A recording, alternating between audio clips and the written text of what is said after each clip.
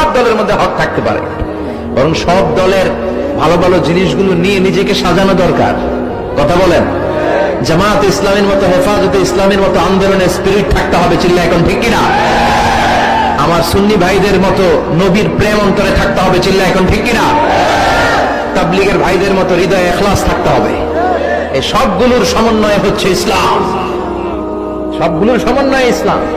এজন্য কখনো মনে করবেন না যে আমি একদল করি তার মানে অন্য সব দল মনে হয় বাতিল, ওগুলো মনে হয় মুসলমান না, ওগুলো আমার চোখেই ধরে না। এটা ঠিক না, এটা ইহুদিদের স্বভাব।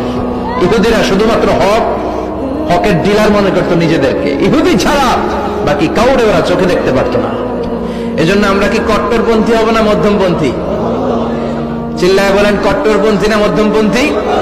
আল্লাহ আমারে যতদিন বাঁচিয়ে রাখা আমি এই মধ্যমপন্থার কথা বলেই যাব, up to my death. It's my mission, it's my vision, এটাই আমার লক্ষ্য।